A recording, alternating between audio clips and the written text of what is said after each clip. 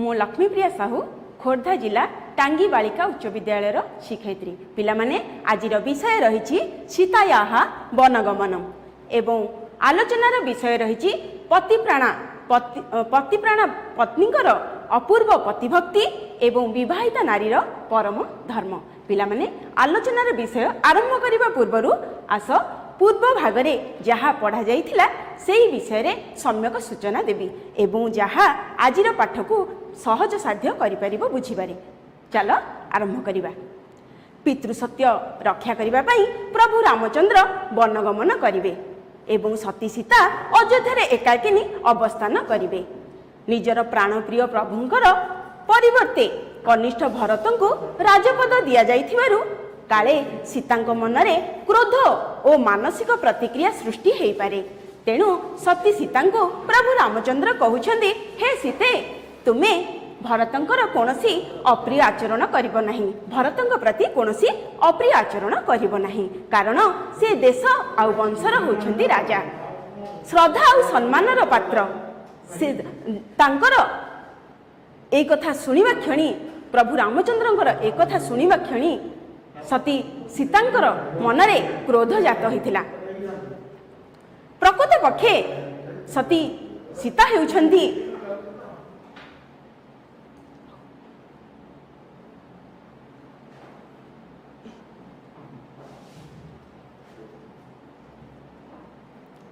प्रकृत पक्षे सती सीता हेउछन्ति जणे पतिव्रता रमणी, सर्वगुण संपन्ना एवं श्री रामचंद्रंकर सहधर्मिणी, जणे उत्तम पतिव्रता नारी भावरे पत्नी सीता प्रभु रामचंद्रंकर एई न्यायोचित राज्य लाभरू वंचित होइथिबारु से जेतिकी क्रोधान्वित होई नाहंती, बरु गोटे वर्ष नुहे कि 2 वर्ष नुहे दीर्घ 14 वर्ष व्यापी वनगमन करिवे। तेणु सती सीतांकर प्रभु रामचंद्र प्रति एई भली अनाबिल और असाधारण स्नेहर ए कोन थिला निदर्शन। अयोध्या छाड़ी चली जीवार कहिबारु पत्नी सीतांक मनरे प्रणय जनित क्रोध जात होइथिला। पिलामाने आस आज तापर परवर्ती श्लोक 14 रु श्लोक 17 श्लोक पर्यंत आमे विस्तृत आलोचना करिबा।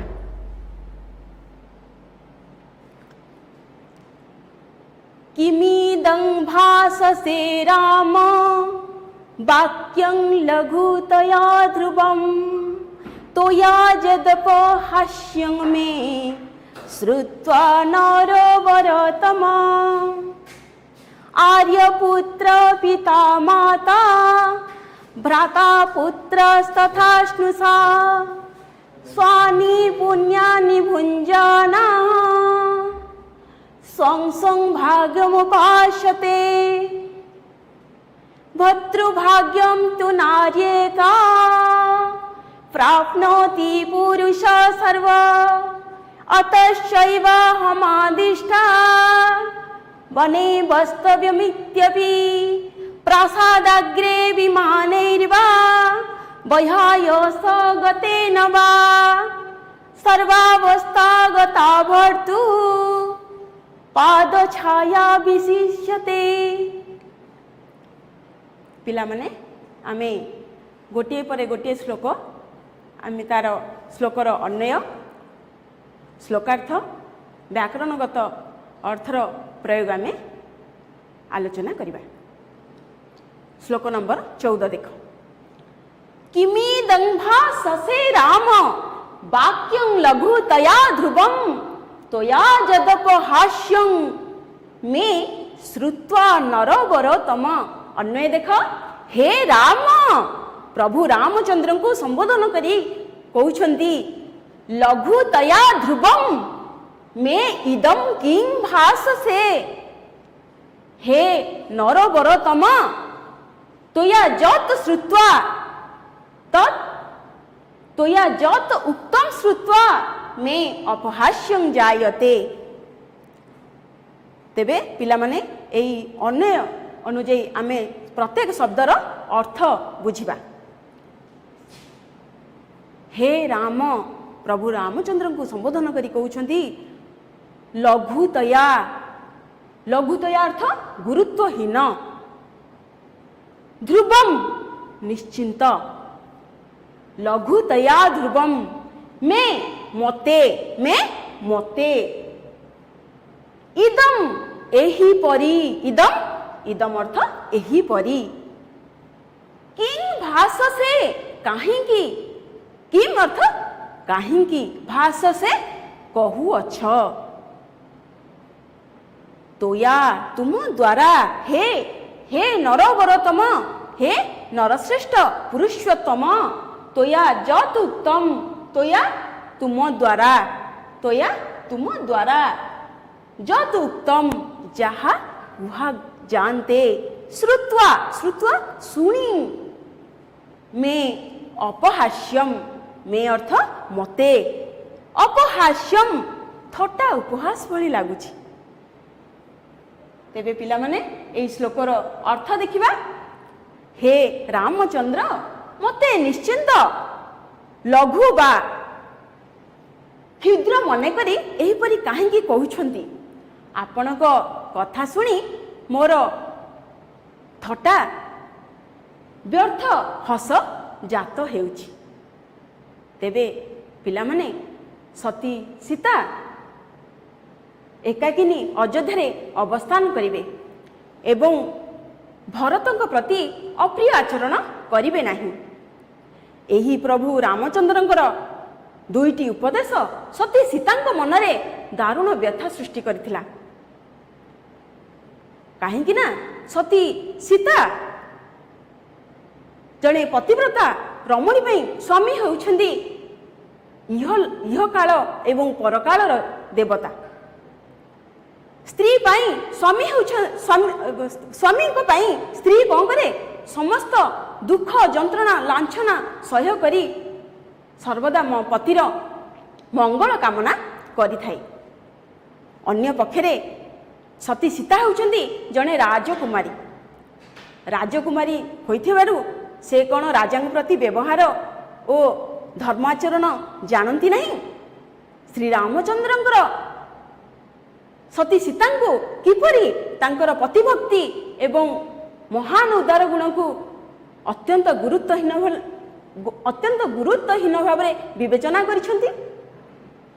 पतिव्रता सती सीतांकर एही पतिभक्ति प्रति अवमानना ओ महान उदार गुण को अत्यंत इंगित करी पाथेय करिसेंती।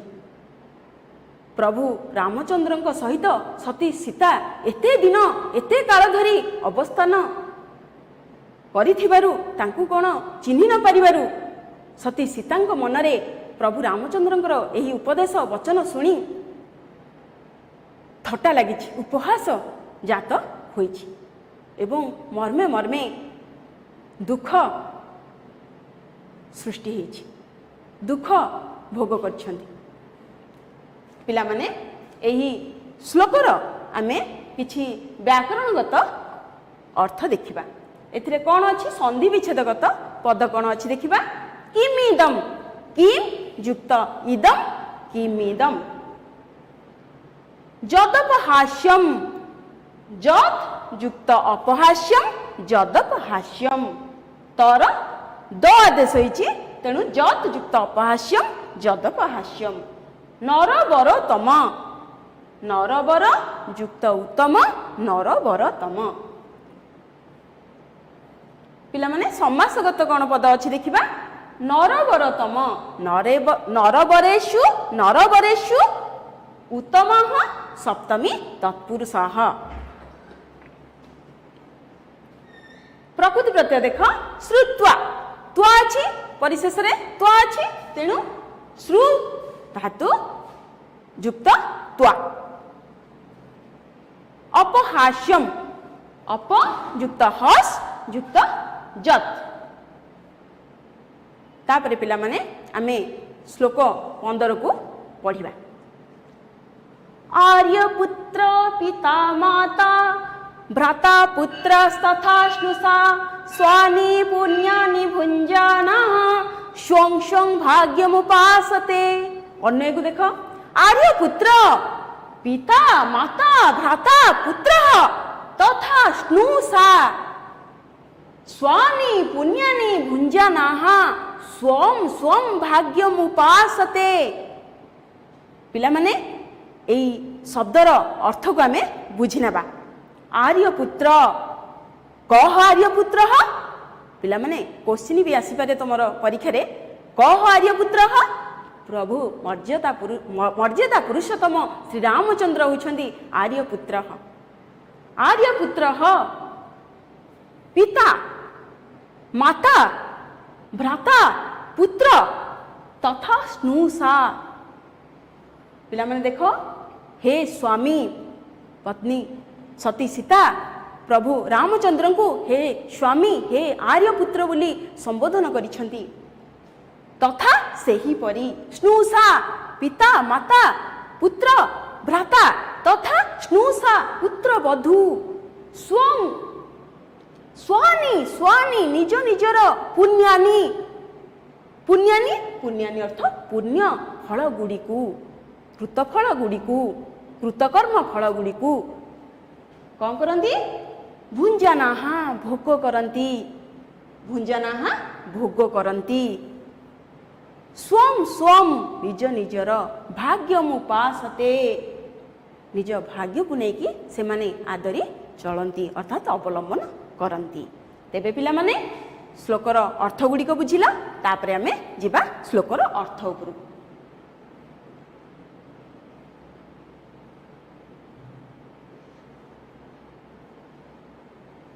हे स्वामी पिता माता भ्राता भाई पुत्र तथा पुत्र बधू निज निजर कृतकर्म पुण्यकर्म अनुसारे कौन करती भोग करी निज निज भाग्य अनुसारे कालातिपात करी थांती। तेबे पिला माने एही कर्ममय दुनिया रे प्रत्येक निज निजर कर्म अनुजाई फल भोग करती। जी जेमिति कर्म करिथाए सीए सेही भली सेमिति फल पाई थाए। जी उत्तम कर्म करे से सुफल लाभ करे एवं जी खराब कर्म करे सीए कुफल भोग करिथाए। पिता माता भाई पुत्र एवं पुत्र बधू निज निजर कर्म अनुजाई स्वतंत्र भाग्य निर्धारण होता है अर्थात तांको भाग्य से भोग करती।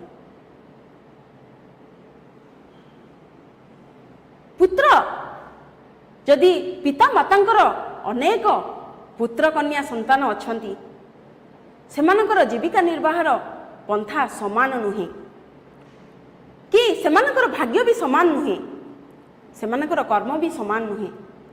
तेणु यही कर्ममय संसार रे कर्ममय दुनिया रे प्रत्येक निज निजर कर्मफल अनुजाई भाग्य को आदरी चली थांती।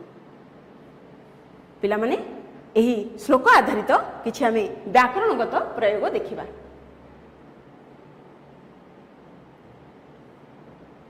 देख संधि विच्छेदगत पद कौन अछि पुत्र तथा पुत्र युक्त तथा।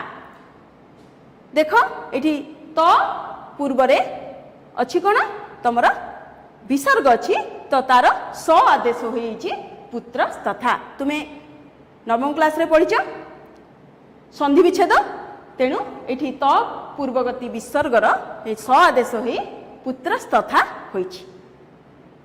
भाग्यम मुपासते भाग्यम युक्त उपासते भाग्यम उपासते। देख पिला माने एथिरे हमरो समासगत पद कोन अछि आर्यपुत्र आर्यः पुत्रः आर्यपुत्रः को समास कर्मधारय समास। तापर देखो हमें प्रकृति प्रत्यय को हमें देखिबा भुंजानाः तुमे मैंने जानिछ सानस प्रत्यय थिले आमर हबो कोन आन आ मनरु सानस प्रत्यय हुए तेणु भुज धातु भुंजाना धातु किए भुज धातुरु सानस प्रत्यय होइछि भुंजाना। भाग्यम भज युक्त नियत भाग्यम। तापर आमे जिबा श्लोक नंबर 16 को देख भद्रुभाग्यम तु नार्येका प्राप्नोति पुरुष सर्व अतश्चैवाहमादिष्टा वने वस्तव्यम इत्यपि। देख अन्वय देख हे पुरुष सर्व कह पुरुष सर्व प्रभु मर्यादा पुरुष मर्यादावान मर्यादा पुरुष होइछन्ति प्रभु रामचंद्र। हे पुरुष सर्व एका नारी तो भर्तृ भाग्यम प्राप्नोति अतः वने वस्तव्यम इत्यपि च अहम आदिष्टा। हे पुरुष सर्व देख पिला माने पुरुष सर्वर अर्थ कौन पुरुष श्रेष्ठ पुरुषोत्तम कह मर्यादावान श्री रामचंद्र। एका नारी तू भर्तृ भाग्यम प्राप्नोति केवल नारी अर्थात पत्नी स्त्री तू ही भर्तृ स्वामींकर भाग्यम प्राप्नोति भाग्य को प्राप्त करे लाभ करे। अतः वने वस्तव्यम इत्यपि च अहम आदिष्टा अतः एणु वने वस्तव्यं वनरे वनवासरे अवस्थान करिबा पई वास करिबि बोली इति बोली अपि मध्य च ओ अहम मु आदिष्टा आदेश प्राप्त होइछि। तेबे पिला माने एही श्लोक को आमे अन्वय जानले अर्थ जानले तापर आमे देखिबा श्लोकर संपूर्ण अर्थ। हे पुरुष श्रेष्ठ पुरुषोत्तम हे पुरुष एठी सती सीता प्रभु रामचंद्र को पुरुष श्रेष्ठ पुरुषोत्तम बोली संबोधन करुछंती। एकमात्र स्त्री स्वामींकर भाग्य भोग करती। पिला माने तमे पूर्व श्लोक रे पढ़िल जे पिता माता भाई पुत्र पुत्रवधू समस्ते निज निजर कर्म अनुଯାୟୀ भाग्य भोग करथाନ୍ତି। किंतु एही श्लोक रे सती सीता प्रभु रामचंद्र को कहउछंती एकमात्र स्त्री जे कि स्वामींकर भाग्य भोग करती। एणु वनरे तुम सहित वास करिबि बोली आदेश मु मध्य प्राप्त होइछि। अर्थात प्रत्यक्ष रे नहेले भी परोक्ष रे मु आदेश प्राप्त होइछि आदेश पाइछि। सती सीतांकर ये होइछि शास्त्र संगत न्याय संगत बलिष्ठ युक्ति से उपस्थापना करिछंती जे एई कर्ममय दुनिया रे पिता माता भाई पुत्र पुत्रवधू निज निजर कर्म अनुଯାୟୀ भाग्य फल भोग करती। किंतु एकमात्र स्त्री जी कि स्वामींकर कर्मफल को ही भोग करि थाई।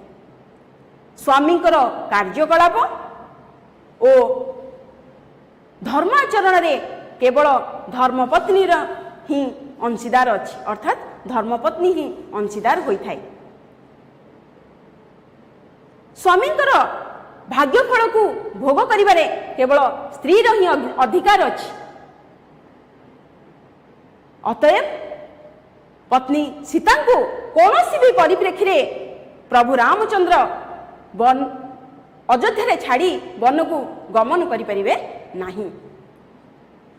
तेणु एही परिप्रेक्षी रे पत्नी सती सीता प्रभु रामचंद्रंकर सहधर्मिणी ହୋଇଥିବାରୁ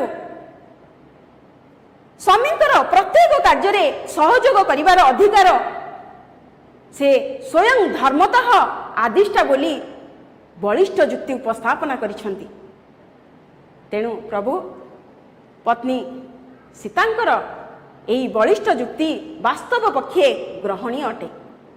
ପିଲାମାନେ ଏହି ଶ୍ଲୋକର ଆମର କ'ଣ ସବୁ ବ୍ୟାକରଣଗତ ପ୍ରୟୋଗ ଅଛି ଦେଖିନେବା। ଦେଖ ସନ୍ଧିଗତ ପଦ ଭର୍ତ୍ତୃଭାଗ୍ୟମ୍ ଭର୍ତ୍ତୃ ଯୁକ୍ତ ଭାଗ୍ୟମ୍ ଭର୍ତ୍ତୃଭାଗ୍ୟମ୍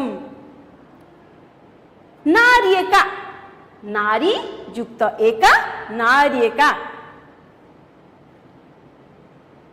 प्राप्नोति प्रयुक्त आप्नोति प्राप्नोति अतश्चैव हमादिष्टा अतः युक्त च युक्त एव युक्त अहम युक्त आदिष्टा अतः युक्त च युक्त एव युक्त अहम युक्त आदिष्टा वास्तव्यम वास्तव्यम इत्यपि वास्तव्यम देखो वास्तव्यम इत्यपि तेणु वास्तव्यम युक्त इति इत्यपि इत्यपि इति युक्त अपि तापरे हम देखिबा समासगत कोन पद रहिछि पुरुष सर्व पुरुषः ऋषभ इव उपमित कर्मधारयः प्रकृति प्रत्ययगत कौन अच्छी देख आदिष्टा आ युक्त दिश युक्त त एटा जेहेतु स्त्रीलिंग बा स्त्रीवाचक को शब्द प्रयोग होइछि तेणु ता प्रत्यय होइछि वास्तव्यम बस युक्त तव्य वास्तव्यम तापरे 17 नंबर श्लोक को देखिया पिला माने प्रासादाग्रे विमानैर्वा वह्यायस गतेन वा सर्वावस्था गता वर्तुः पाद छाया विशिष्यते अन्वय देखो प्रासादाग्रे विमानैः बा वह्यायस गतेन वा सर्वावस्था गता वर्तुः पाद छाया विशिष्यते प्रासादाग्रे अति उच्च अन्वयर आमे अर्थ बुझिबा प्रत्येक शब्दर आमे अर्थ बुझिबा देखो प्रासादाग्रे अति अति उच्च अट्टालिकार उपरि भागरे विमानैहि विमानरे बोमोजानरे बह्यायस बह्यायस अर्थ आकाश मार्गरे भ्रमण द्वारा बा सर्वावस्था गता सबु प्रकार अवस्था रे रही भर्तुः स्वामींकर पाद छाया पद सेवा विशिष्यते महत्व प्रकाश करे। अच्छा पिला माने आमे श्लोकर अर्थ देखिबा अति उच्च आडंबरपूर्ण अट्टालिकार उपरि भागरे अवस्थान करी बा विमान रे आकाश मार्ग रे भ्रमण करिबा अपेक्षा प्रत्येक अवस्था रे स्वामी पाद को आश्रय करी रहिबारे विशेष महत्व प्रकटित करुछि। पिला माने प्रत्येक समस्त प्रकार अवस्था रे समस्त प्रकार सुख संपद अपेक्षा स्वामी पद सेवा होउछि जणे पतिव्रता रमणीर सर्वश्रेष्ठ सुख। स्वामी ही पतिव्रता रमणीर सुख एवं सौभाग्यर मूल आधार सूत्र आधार। तेणु पति होउछन्ति देवता पति होउछन्ति धर्म पति होउछन्ति स्वर्ग संपत्ति। तेणु पिला माने सती सीता मर्मे मर्मे प्रभु रामचंद्र को कहउछन्ति जे प्रभु स्वामींकर पद सेवा निकट रे अति उच्च आडंबरपूर्ण अट्टालिकार उपरि भागरे अवस्थान करिबा अत्यंत नगण्य अटे। आहुरी कहउछन्ति कोन जे पतिंका पद सेवा ठारू विमान रे आकाश मार्ग रे भ्रमण करिबा अत्यंत तुच्छ अत्यंत नगण्य। कारण पतिंका पद सेवा ही जणे विवाहिता नारीर परम धर्म। जीवनर समस्त सबु प्रकार अवस्था रे काय मन वाक्य रे पतिर पदसेवा करवा होची स्त्रीर विवाहित स्त्रीर परम धर्म। तेणु प्रकृत पक्षरे विचार करने को गले पत्नी सीता अयोध्यार सुरम्य प्रासाद एवं ऐश्वर्यपूर्ण राजप्रासाद को परित्याग करी प्रभु राम को सहित 14 वर्ष पाई वन गमन करिवे। एही भली से केते बलिष्ठ युक्ति उपस्थापना करुछंती प्रभु रामचंद्रଙ୍କ निकटरे।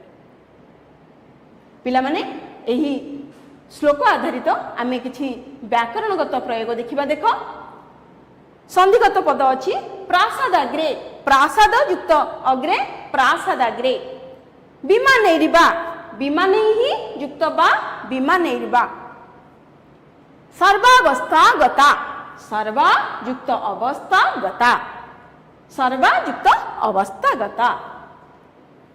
समास देख प्रासादाग्रे, प्रासादस्य अग्रं तस्मिन् षष्ठी तत्पुरुषः, बह्यायस गतेन, बह्यायसं गतः द्वितीया तत्पुरुष,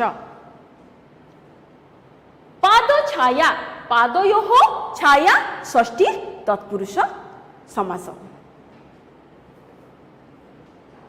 देख पिला माने इथरे प्रकृति प्रत्यय गत कौन पद अछि गतः, गम धातुरु त प्रत्यय होइछि। तापरे पिला माने आमे जिबा जो श्लोक को आमे पढ़िले 14 नंबर श्लोक रु 17 नंबर श्लोक पर्यंत से ही आधारित किछि प्रश्न आमे आलोचना करिबा। मु तो सुनिश्चित जे तुमे माने सहजरे बुझी पारिथिबो। प्रथम क्वेश्चन देखिबा,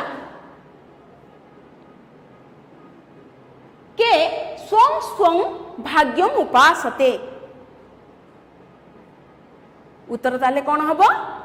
पिता, माता, भ्राता, पुत्र तथा पुत्र वधू निज निजर पाप पुण्य भोग करी आपणार भाग्य को आदरी कालातिपात करती, जीवन यापन करती। अच्छा पिला माने प्रश्न नंबर 2 देख, नार्यका कस्य भाग्यं प्राप्नोति। नारी ही पत्नी ही कहार भाग्य को भोग करे। उत्तर देख, एकमात्र स्त्री जे कि स्वामींकर भाग्य को ही भोग करि थाए। तृतीय नंबर क्वेश्चन देख, सर्वावस्थासु नार्यं किं विशिष्यते। ताले उत्तर देखिबा, सबु प्रकार अवस्था रे नारीर स्वामी पदसेवा एवं तांकर पदांक अनुसरण करबा ही श्रेयस्कर अटे। अच्छा पिला माने एटा होची तुमर दीर्घ उत्तरमूलक प्रश्न जोटा कि तमे 3टी वाक्य रे लिखिबा को चेष्टा करिवो।